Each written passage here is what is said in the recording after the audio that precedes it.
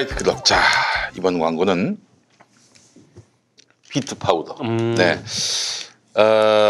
레드 비트 파우더. 네. 제주 레드 비트 파우더. 레드 비트가 뭡니까? 레드 비트죠. 무. 네. 무입니다. 무. 비트 무. 무를 주세요 할 때 무입니다. 토종 순무와는 달리 동그란 모양의 진분홍 빛을 띠는 무인데 무에는 섬유질이 풍부한 만큼 레드 비트 역시 섬유질이 풍부합니다. 통째로 갈아서 마시는 방법도 있지만 아주 많이 마시는 게 아니라면은 즙보다는 파우더가 영양 섭취에 훨씬 유리하다고 합니다. 네네. 제주 레드비트 파우더는 청정 제주에서 재배한 레드비트를 동결 건조해서 파우더로 만든 제품입니다. 네, 여기서 중요한 것은 동결 건조입니다. 네, 그동안 그린 스무디 광고에서 여러 번 강조한 바 있듯이 동결 건조는 원료의 변질이나 영양소 파괴를 최소화하는 첨단 제조 공법입니다. 자, 레드비트의 이런 영양을 그대로 살리기 위해서 어떻게 하면은 이걸 좀 잘 무에서 네. 변형을 가하더라도 이 영양소가 살 수 있을까 고민했는데 동결 건조시킨 레드비트가 답이었다. 네. 레드비트를 곱게 갈았기 때문에 영양소는 살아있지만 찬물에도 잘 녹아요. 네, 그래요. 커피나 차 대신 레드비트를 물이나 두유에 타서 음료처럼 꾸준히 드시면 정말 좋습니다. 자, 레드비트는 이런 분들한테 좋아요. 첫 번째, 얼굴이 잘 붓는 분들. 나트륨 섭취가 많아서 몸이 잘 붓는 분들께는 칼륨이 풍부한 레드비트가 좋습니다. 그러나 항상 붓는 분들은 상관이 없습니다. 그렇죠. 네. 네. 두 분인가요? 가끔 붓는 분들은 이게 아주 좋지만 항상 붓는 분들은 뭐 별 도움이 안 됩니다. 네. 두 번째, 화장실에 오래 있는 분들. 화장실에 오래 있는 분들께는 원기소 장건강 365도 좋지만은 네. 식이섬유가 풍부한 레드비트도 좋습니다. 자, 세 번째, 평소 피로하신 분들. 평소 피로하신 분들께 코어업도 좋지만 비타민이 풍부한 레드비트도 정말 좋습니다. 자, 레드비트 파우더 요거 기본적으로 이제 물을 갈아 만든 파우더라서 감칠맛이 좋습니다. 따라서 조미료처럼 국물 요리에 넣어 드셔도 정말 좋습니다. 이게 무를 끓이는 맛이 나나 보죠? 그렇죠. 네. 무 맛이 있는 거예요. 네, 무 맛이. 네. 그래요. 자, 그래서 레드비트 파우더 이거 뭐 건강을 위해서도 드시지만 조미 맛을 위해서도 드셔도 좋겠습니다. 자, 제주 레드비트 파우더 한 박스 여기 2g인데 곱하기 30호 판매 정가는 32,000원이지만 인터넷 최저가는 23,900원이지만 김용민닷컴의 압도적 최저가는 19,900원이 되겠습니다. 거의 반값이네요, 반값. 네, 그렇습니다. 10,000원 이상 쌉니다. 그러네요. 네, 여러분 제주 레드비트 파우더 많은 사랑 바라겠습니다. 자, 타서 먹어보겠습니다.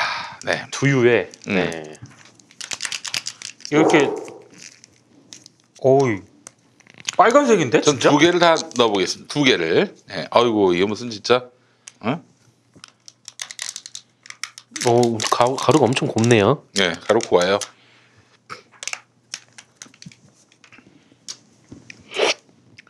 우리 제주도 참 많이 파네. 우리 저 제주도에서도 한번 방송했으면 좋겠어요. 그래서 그날 제주 오가피부터 시작해서 네네. 제주 흑돈까지. 그리고 또 뭐가 있었지? 제주에 저희 이 레드비트 또 뭐 있었는데 또 녹고의 눈물도 있었죠. 녹고의 눈물. 예. 그까지 한 자리에서 다 그렇게 먹어보는 시간 한번 가져보면 어떨까 싶네요. 예. 근데 향이 네. 상당히 독특합니다. 네. 이거 저기 무 냄새 그대로잖아요. 네. 와, 이거를 이 소량을 이렇게 뿌렸다고 이게 색이 이렇게 변할 정도로 진하군요. 일단 타서 이렇게 저으니까 네. 딸기 주스 색깔이 맞아요. 예. 딸기 우유 같아요. 미래통합당 색깔로 바뀌었어요. 예. 네.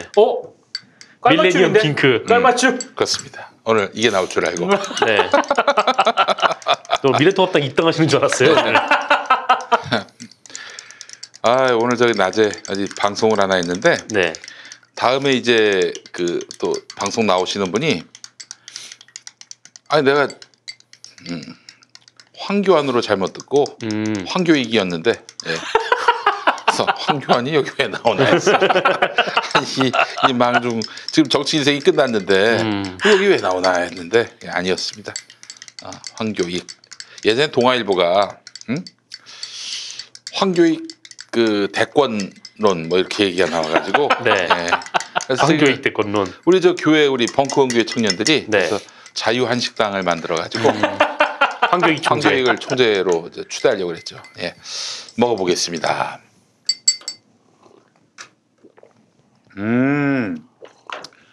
레드비트를 여기다 타서 먹는 게 좋네요. 아주 기분도 좋아.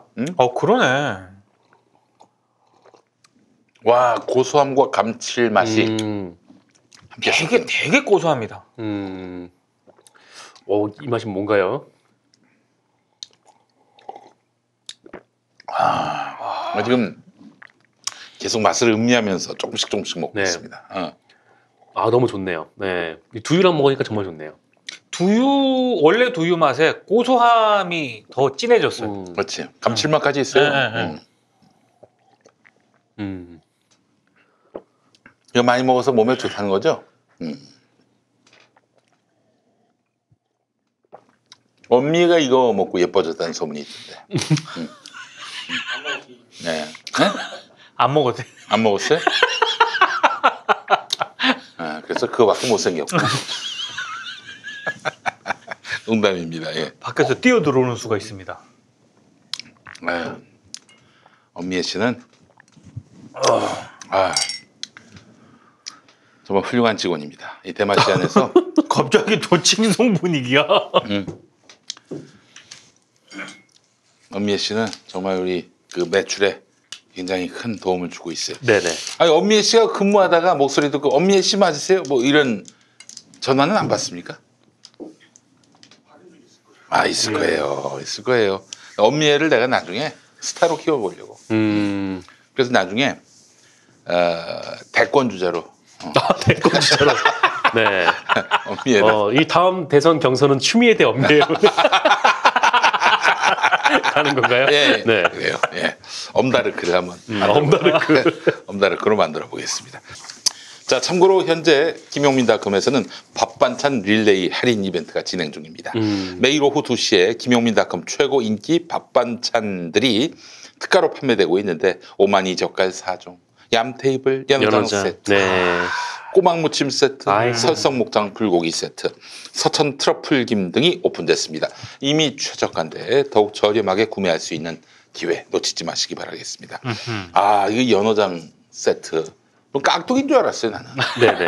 그러니까 두툼하게 썰려가지고. 그렇습니다. 예. 연어장. 진짜 젊은이들이, 맛있었죠. 20대들이 그렇게 연어를 좋아합니다. 네. 왜 그럴까? 글쎄요. 좀 뭐랄까요? 좀 건강한 맛이기도 하고 맛있기도 하고 네. 또 다이어트에도 굉장히 좋고 막 그래서 요즘 그 샐러드나 이런 거에 네. 같이 많이 했기 때문에 아마 익숙하기 때문일 거예요. 혹시 또 싸서 그런 거 아닐까?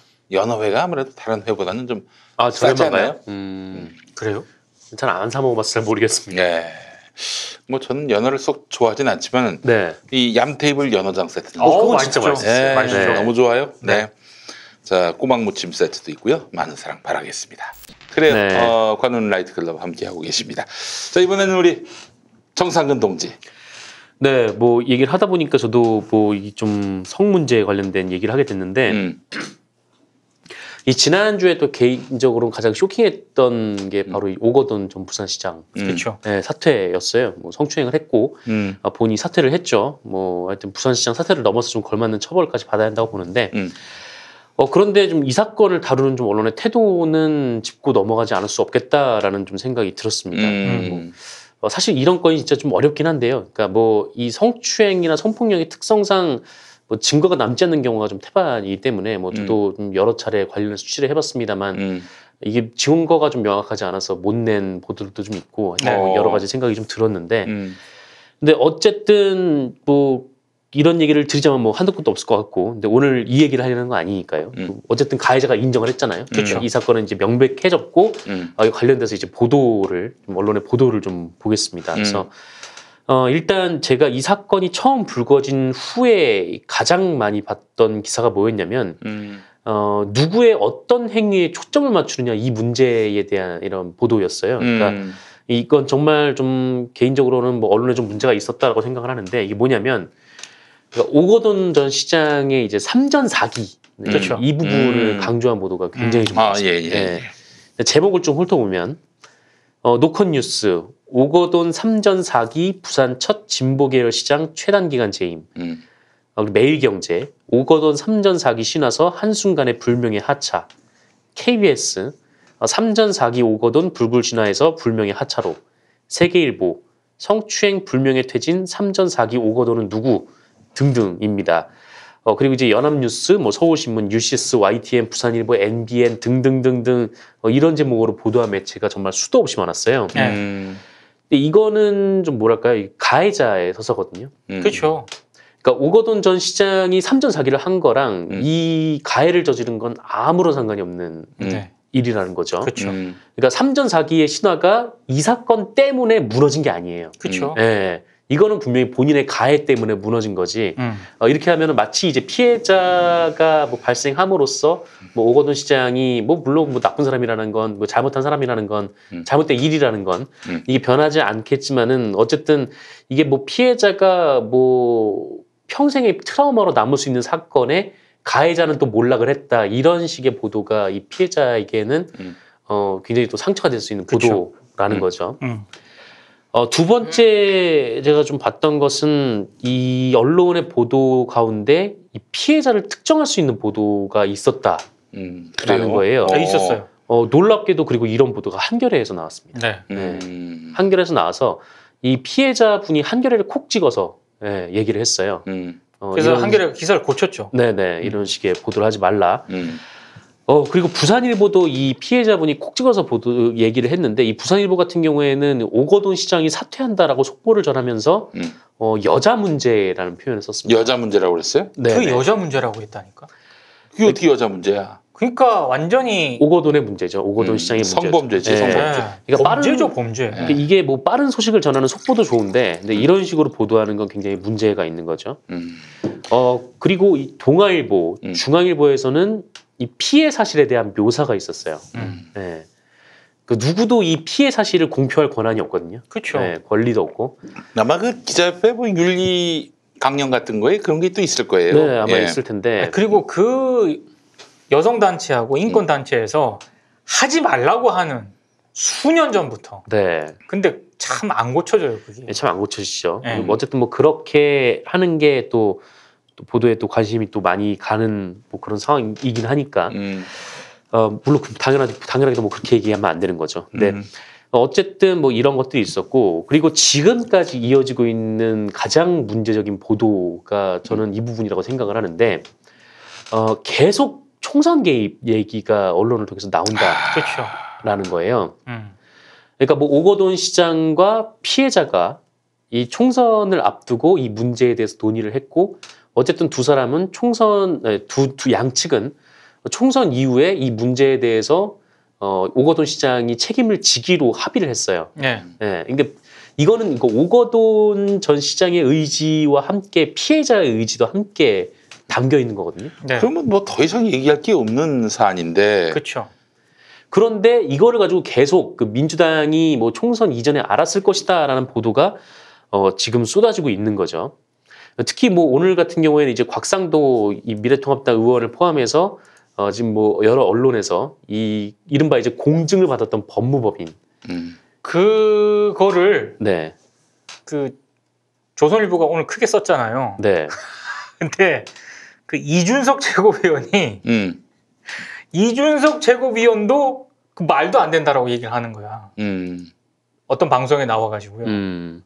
말이 안 돼요, 그거는. 말이 안 되죠. 네. 어쨌든 뭐 그런 상황인데, 그러니까 계속 이 사건을 이제 민주당에는 엮기 위해서 이 피해자가 어떤 입장을 가지고 있는지 없는지 관심이 없는 거예요. 그렇죠. 네. 지금 이 피해자를 대리하고 있는 이제 부산 성폭력 상담소에서는 이렇게 뭐 얘기를 했는데, 아니 공증을 받은 업체가 뭐가 중요하냐. 뭐 어쨌든 뭐 피해자 측 가해자 측이 얘기를 했고 서로 어떻게 하기로 결정을 했고 그 결정에 오거돈 시장에 따라 사퇴를 했고 오거돈 시장에 대해서 비판이 이어지고 있고 이런 상황인데 이 공증을 받은 게 뭐가 중요하냐라는 거죠. 그러니까 어디서 받았는지가. 조선일보 입장에서는 중요하죠. 왜냐하면 노무현 전 대통령하고 지금 문재인 대통령이 함께 만든 법무부분이니까 그렇죠. 그렇게 엮기로 딱 작정을 한 거죠, 지금. 그렇죠. 뭐 그렇게 딱 여기로 작정한 건데 계속 이제 문제는 뭐랄까요? 하여튼 뭐 조선일보를 포함해서 이런 언론들이 계속해서 이제 민주당을 이제 뭐 일종의 이제 성범죄 집단으로 네. 계속 조장을 하기 위해서 이 피해자를 이용을 하고 있다라는 거예요. 그래서 예. 이 피해자가 뭐 본인은 총선에 개입할 의사가 없고 이 문제가 정치적으로 이용하지 않았으면 좋겠다라고 명확하게 밝혔음에도 불구하고 언론은 지금 이런 행위를 지금 멈추지 않고 있는 거죠. 그렇죠. 네. 그래서 좀 이런 보도들이 굉장히 좀 문제가 있다라고 보고 지금 뭐 그 조선일보가 사설이나 기사 등을 통해서 계속해서 지금 이런 식의 공격을 이어가고 있는데 네.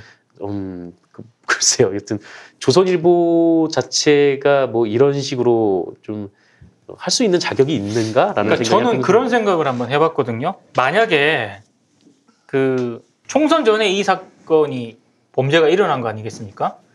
근데 만약에 이게 총선 전에 공개가 됐다. 피해자 신상 다 털렸을 겁니다. 그럴 수도 있었겠죠. 완전히 그거에 정치권이 아니라 언론에 의해서 너덜너덜하게 털렸을 거라고요.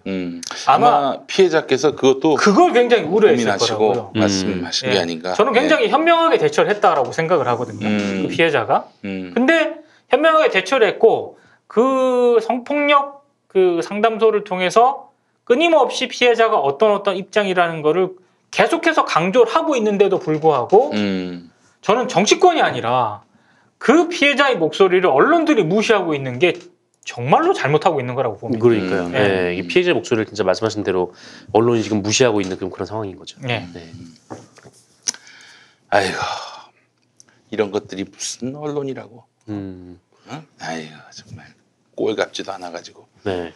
근데 사설에서 쓴 거 보면은 마치 이제 자기들이 굉장히 좀 막 이런 뭐 높은 자리에서 뭐 어미 꾸짖는 것처럼 또 굉장히 말은 또 그럴듯하게 써놔요. 기자 단톡방 사건에 연루된 기자나 제대로 징계를 하라고 글쎄 하세요. 말이에요. 그거 어떻게 됐어? 한국일보 누구야? 어? 그 이름도 좀 깝시다. 한국일보. 한국일보 누구야? 실명을 몰라요. 네. 그런 것도 잘 감춰. 잘 감추죠. 그럼. 잘 안 감추죠. 특히. 근데 조선일보 기자도 지금 그 단톡방 사건에 물론 기소가 되진 않았습니다만 네네. 어찌됐든 그 연루된 것 자체가 제가 봤을 때는 윤리적 차원에서 문제가 있는 거 아니겠습니까? 그렇습니다. 지금 그 매체명이 공개된 곳이 딱 두 군데거든요. 조선일보, 한국일보. 네. 근데 한국일보는 역시 기소가 안 됐습니다만 자체적으로 징계를 지금 했고요. 네. 이 징계가 아마 이번 주에 제가 알기로는 확정이 되는 걸로 알고 있는데 그건 좀 봐야 될 것 같고 근데 조선일보는 아직 징계조차도 안 했거든요. 이거는 문제죠. 네. 그런 매체에서 무슨 성범죄 뭐 이런 사건이 터지면은 정말 뭐 전지적 시점에서 엄중 뭐 이렇게 얘기하는 거 보면 되게 웃기죠. 그러니까 이 사안과 관련해서 뭐든지 정략적으로 누구에게 이득이 되느냐, 누구에게 해로우냐 여기에만 관심을 가져요. 이 수구 언론들이. 그렇죠.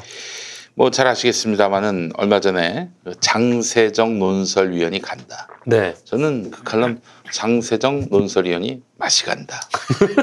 이렇게 읽는데 그 기억하시죠? 복모 의사라는 사람이 그 저기 선거가 다가오니까 네. 코로나 검사를 줄인다. 정부가 이런 식으로 얘기했다가 나중에 정말 100배 사죄했습니다. 그렇죠. 뻥으로 드러나가지고. 네. 그 4월 1일에 실제로 복모 의사의 그 발언과 관련해서 중앙일보 인터넷판이 팩트 체크를 했어요. 아니라고. 근데 4월 13일 총선 이틀 앞두고 장세정 논설위원이 간다에서는 그 의사는 왜 양심 선언을 했나? 근데 대개는 이제 그런 잘못된 보도가 나가면 나중에 바로 잡고 사과하는데 이미 잘못된 보도, 잘못된 주장이다라고 이미 팩트 체크가 됐는데 그 잘못된 거를 그 사실이냐?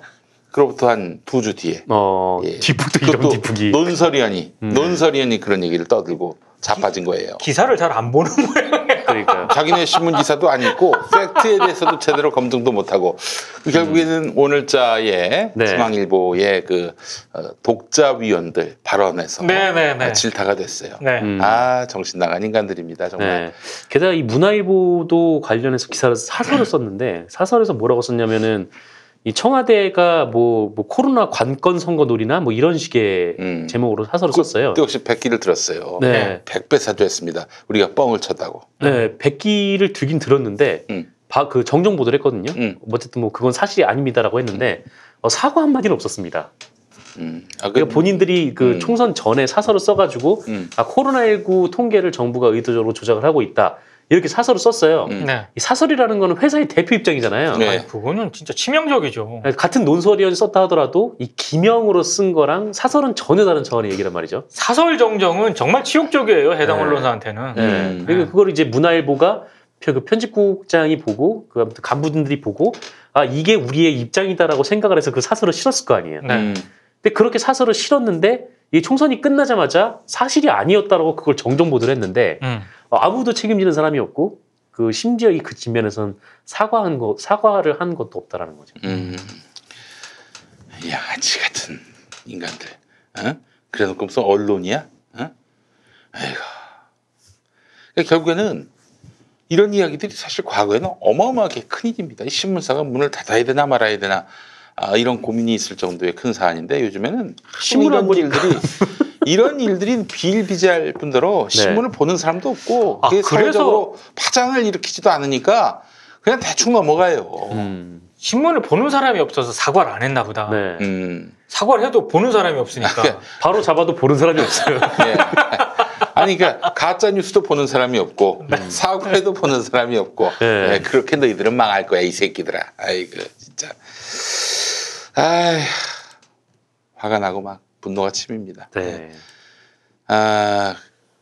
그래서 그 신문인들이 좀 이제 각성을 할 때가 되지 않았는가. 아니 각성 안 되죠. 근데 진짜 이 지금 삼성이라는 대기업이 먹여주니까 아직도 뭐 문제 없이 신문을 내고 있잖아요. 네. 근데 이제 앞으로는 대기업들이 신문이 더 이상 효용성이 없다면, 그러니까 지금 신문에다가 광고 주는 것은 일단 일종의 그 어떤 보험들기, 그렇죠.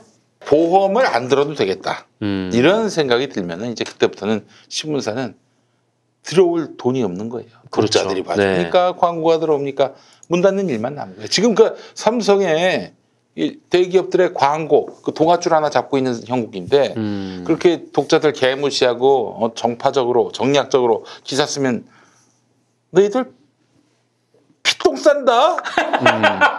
예, 그런 얘기. 그럴 수도 있죠. 예. 근데 지금 실제로 지금 신문사들이 좀 상당히 좀 어려운 상황인 것 같아요. 점점 그렇죠. 도래를 하는 것 같아요. 그러니까 지금까지는 아까 말씀하셨듯이 이제 그 기업에서 광고를 일종의 보험 성격으로 줬는데 사실 기업에서 굳이 그거를 요새 같은 경우는 안 줘도 되는데 왜냐면은 뭐 신문을 보는 사람이 없으니까. 네. 예.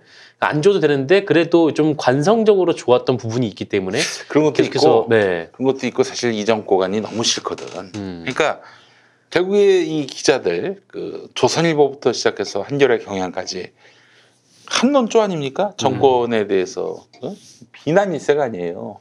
그 이유가 뭐야? 이래야 저쪽 대기업들이 좋아하니까 재벌이 좋아하니까.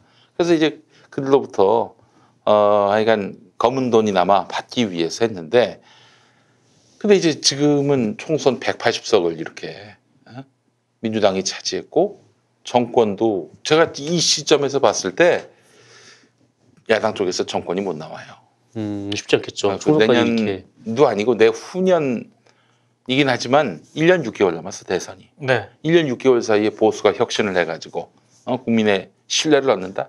그래서 지금 60%가 넘는 문재인 대통령 지지자 상당수를 흡수해서 정권을 만들어낼 수 있는 야당으로 거듭나느냐. 미래통합당 불가능하지. 사실 그렇다면은 기업들은 어떤 선택을 하겠어요. 이대로 이 정말 아무도 읽지 않고 또 반향도 없는 이런 신문에다 계속 지원해 줬다가 자기들도 비주류로 도태되는 것은 아닐까? 염려할 수 있지 않을까요? 그래서 저는 이제 아이고 뭐 너희들한테 더 줘봐야 뭐 우리한테 이득도 되지 않는데 뭐 우리가 왜 이런 일 하겠니? 하면서 발을 빼지 않을까 조심스럽게 예측을 해봅니다. 그럴 수도 있죠. 근데 어쨌든 이 코로나19 사태가 하나의 계기가 된 것 같긴 한데 이 코로나19 때문에 이제 기업들도 좀 어려운 상황에 처하니까 이 기업들이 가장 먼저 줄일 수 있는 거를 광고라고 그렇지. 생각을 했던 것 같아요. 그래서 지금 제가 뭐 여기저기서 듣기로도 좀 상당히 좀 광고 쪽에서 어려움을 겪고 있다라는 얘기가 좀 많이 들리고 있고, 그래서 뭐 몇몇 신문들은 뭐 이렇게 감면을 한다든지 아니면은 뭐 경향신문 같은 경우는 뭐 도쿄 특파원을 뭐 철회를 한다라는 얘기도 있고 비용을 줄이는 그런 방식으로 하고 있거든요. 특파원 줄인다는 건 뭐냐면은 그렇게 해서 특파원이 혼자만 가면 좋을 텐데 가족들이 가잖아요. 네. 그 비용이 그 꽤 됩니다. 체제 비용을 어마어마하게 대야 된단 말이에요. 네. 그렇죠. 그냥 단순히 월급만 주는 게 아니니까. 예. 예. 어쨌든 좀 그런 상황인데 이게 만약에 코로나19가 극복을 하게 되면은 굳이 그 기업들이 그 신문들에게 예전만큼의 그런 광고료를 지급하겠는가 여기에 대해서도 좀 회의적이거든요. 아까 뭐 김용 PD께서 말씀하셨듯이 이게 그 효과적이지도 않고 이게 더 이상 신문이 이게 뭐 이렇게 뭐 광고 효과는 물론이거니와 지금 이제 신문들이 하는 행태들이 뭐 언론의 국민들의 신뢰를 많이 받지 못하는 상황이다 보니까 굳이 여기에 보험을 들어야 할 이유도 점점 많아지는 거고. 근데 다만 저는 그 생각은 하고 있습니다. 그러니까 종이신문이라든가 기성언론과 기업들 간의 관계가 저는 큰 틀에서 보수 카르텔이라고 보거든요. 이게 네트워크와 카르텔로 형성이 되어 있기 때문에 이 카르텔은 그 네트워크나 연대고리가 약해질지언정 쉽게 끊어지지는 않을 것 같아요. 아니 근데 신문이 아무 영향력이 없는데 네. 뭐 영향력은 뭐 그대로 있고 뭐 하여간 다른 환경들이 악화되면은 모를까 영향력도 없는 데다가 네. 계속 얘네들한테 그 젖을 대봐야 뭐 아무 효용도 없다 그러면은 그냥 밑 빠진 독에 물 붓기가 되는 거죠. 굳이 이렇게 도와줄 이유가 뭐가 있는가? 얘네들 지원을 하나하나 똑같다고 한다면은 기업인들은 돈부터 생각합니다. 10원 한 장 아까워하는 사람들입니다. 그렇죠. 예, 그래서 저는 뭐 이 보수 카르텔 아니 보수 카르텔이라도 다음에는 보수가 될 거라는 그런 기대가 있어야 이 카르텔이 유지가 되는 거지. 다음에도 민주당이 되고 이해찬 대표 말 맞다나 20년, 25년 짚고 나면은 기업은 이쯤 되면 백기 들어야 돼요. 그러니까 이런 거죠. 네. 저는 뭐 문재인 대통령 체제 그 행정부가 문재인 대통령이고 국회가 180석이 됐잖아요. 근데 국회 180석 모두가 진보적 이런 색채인 거냐? 그러진 않아. 네. 그러진 않지. 분명히 그 180석이라는 그 국회의원 가운데는 보수 카르텔에서 좀 이런 단어가 적절한지 모르겠습니다만 포섭 가능한 국회의원이 분명히 있습니다. 여시제? 여시제도 그렇고. 여시제. 저는 홍석현의 여시제. 여시제도 그렇고요. 실제로 제가 그 여시제라든가 이런 요즘 그 이광재 의원을 움직임을 유심히 보고 있는데 저는 여전히 여시제와 홍석현의 그 그림자를 좀 의심을 하고 있거든요. 이광재 의원 당선자가 이번에 오늘 그 JTBC 낮 그 프로그램 거기 나오는데 인터뷰를 했더라고요. 근데 저 거기서 뭐 얘기하는 게 보니까 초당적 연구 모임을 결성을 해서 여야 의원들하고 같이 공부 모임을 하겠다. 이런 것도 있고 그 다음에 그 연구 모임의 향방은 경제 평화를 주제로 하는 연구 모임 준비 작업에 지금 착수했다. 이런 게 있습니다. 그리고 근데 이 이광재 당선자가 얘기하는 게 홍석현 그 회장 있잖아요. 한반도 평화 만들기 그 재단하고 여시제에서 주장했던 그 홍석현 회장의 이 화두가 거의 비슷해요. 거의 비슷해요. 그 지금 더불어민주당에게 180석을 몰아준 민심은 그 문재인 정부의 촛불 정부됨. 네. 그러니까 개혁하라는 뜻에서 민주당 후보를 밀어준 거거든요. 네. 180명이 혼연일체가 돼서 개혁 세상을 앞당길 것인가. 당장 요즘 인터넷 커뮤니티를 보면은 이른바 똥파리라고 불리는 자들이 들썩들썩합니다. 근데 이자들의 논리를 자세히 들여다보면은 그 재난기본소득, 재난지원금 전 국민에게 주자 이거에 또 반대하더라고. 왜요? 그 기재부 논리야. 기획재정부 논리야. 기획재정부 출신의 어떤 정치인을 밀어주려고 이런 소리를 하나 궁금하더라고. 기획재정부 출신에. 네. 아니 실제로 기재부가 얼마나 탄탄한 그 어떤 마피아적인 그런 속성을 가진 거긴 최고의 집단입니까? 기득권 집단입니다. 네, 그러니까 모든 개혁 정책들이 그들 앞에서 다 좌초가 돼요. 대학의 그 강사들의 처우를 개선하는 법을 교육부 유은혜 부총리의 교육부가 800억을 예산을 짰는데 빵원으로 만든 집단이 바로 기획재정부입니다. 예. 그리고 누구라고는 얘기할 수 없는데 뭐 여당이든 야당이든 그거는 중요하지 않고요. 어떤 정당의 후보가 나와가지고 이제 기재부 출신인데 선거운동을 합니다. 비용이 생기지 않겠어? 마을 주민들 만나면은. 네네. 왜 기재부 출신의 사람들이 왔는지 결제가 다 됐다는 거야. 당연히 그 후보는 한 푼도 안 냈고. 예. 그런 얘기를 해준 분이 있었습니다. 저한테. 예. 그래요. 그리고 그러니까 이렇게 지금 뭐 왜 전 국민한테 그걸 주느냐 이러면서 야지를 거는 이른바 민주당 지지자들이 있어요. 얘네들이 기재부 출신 정치인을 밀고자 하는 그런 뜻은 아닌지. 그걸 의심합니다. 그거를 예. 제가 왜 그 기재부 기득권이거든요. 그리고 이번 건도 사실상 그 기재부에서 항명한 거라고 보고 있습니다. 항명한 그렇죠. 거지. 완전히 항명한 거거든요. 항명한 거지. 근데 이 기재부의 정서가 가장 그 이해하는 게 아까 얘기한 여시제, 그 민간 싱크탱크 여시제, 그 여시제 이사장이 이현재 전 경제부총리예요. 가장 기획재정부 스타일 그 마인드를 가지고 있는 사람이고 네. 그 여시제에 상당한 그 또 영향력이 있고 지분이 있는 게 홍석현 회장이잖아요. 근데 이낙연 전 국무총리가 2월에 여시제를 찾아갔어. 찾아가가지고 뭐라고 얘기를 했냐면 매번은 아닐지라도 여시제의 해법에 대해서 관심이 있다. 앞으로 더욱 여시제 활동에 기대를 갖고 주목하겠다. 많이 알려달라. 이렇게 얘기를 했습니다. 자, 근데 이광재 당선자가 여시제 원장 출신입니다. 이현재 전 경제부총리가 이사장으로 있고 그리고 홍석현, 우리나라 한국에서 내놓으라 하는 이른바 기득권 엘리트들이 여기 많이 들어가 있고 근데 지금 향후 대권 주자로 꼽히는 이낙연 전 총리가 이번에 당선자가 2월에 여기 여시제를 찾아가가지고 이현재 전 경제부총리 이사장 만나가지고 많은 도움을 달라. 해법에 관심이 있다. 이게 뭐겠어요? 의석은 180석이에요, 국회가. 근데 180석의 당선자들이 다 최강욱 당선자나 검찰개혁, 언론개혁 할 것 같아요? 정청래 당선자처럼? 아니에요. 결국에는 그 아까 얘기한 그 보수 네트워크 있잖아요.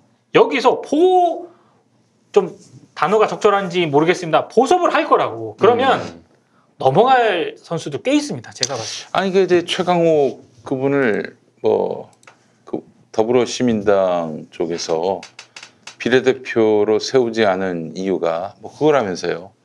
조국 수호 프레임에 그 발동이 걱정돼서. 뭐 진짜로 그런지는 모르겠습니다만. 그릇된 프레임 아닙니까? 조국 수호 프레임. 뚫고 나가야지. 왜 그 프레임에 눈치를 보고 그래요. 그러면 뭘 하겠다는 거예요 도대체.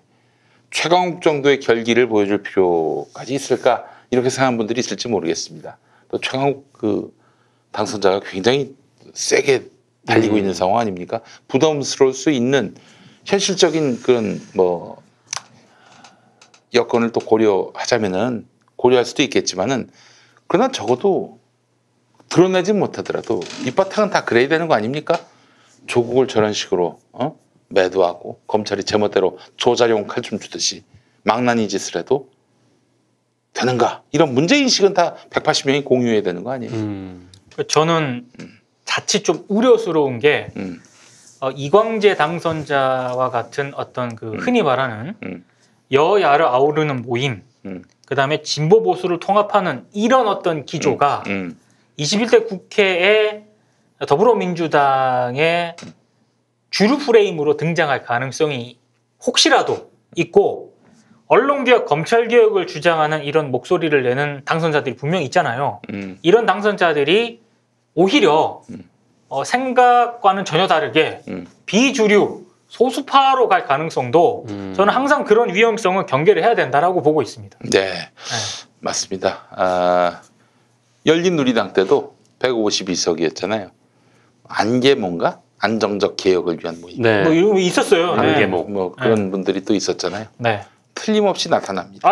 틀림없이. 저는 그래서 이광재 당선자 오늘 JTBC 인터뷰 이런 게 심상치 않게 느껴지더라니까요. 여시제하고의 네트워크도 면밀히 감시를 해야 됩니다. 이 문재인 정부의 촛불 정부됨을 흔드는 물타기하는 이런 위험 요소로서 자리할 가능성이 있기 때문에 그렇지 않기를 바라는 마음이 우선 앞섭니다만은 그런 일이 없어야 할 거예요. 예. 뭐 세게 그리고 강력하게 선명하게 그것 주문하진 않겠습니다. 네네. 그러나 마탱이가 가면 안 되죠. 마탱이가 가면 안 되죠. 예? 아니 세상에 우리 국민들이 뭐가 아쉬워서 홍석현 씨의 지도 편달을 받아야 합니까? 그렇잖아요. 그렇죠. 장세정이나 뭐 그렇게 하라고 그러죠. 장세정이나 그렇게 하고 나머지 국민들은 홍석현 씨의 간섭이 불필요합니다. 예. 그래서 이광재 의원도 홍석현하고 관계 끊으세요. 예? 아니 홍석현 그동안 뭐 참여정부 때부터 문재인 정부 때까지 뭐 나름대로 이쪽 여권의 가장 우호적이었던 조중동 사주 중에 한 명이었는데 그런 홍석현 씨가 언제 의리를 지킨 적이 있었습니까? 문재인 정부, 노무현 정부의 진심에 대해서 제대로 평가해 준 적이 있었어요? 다 자기 위해서 하는 거죠. 맨날 뒤통수 맞고 왜 아직도 홍석현 뒷공무니에 붙어가지고 그러냐 이거예요. 믿을 사람이 따로 있지. 네? 그렇잖아요.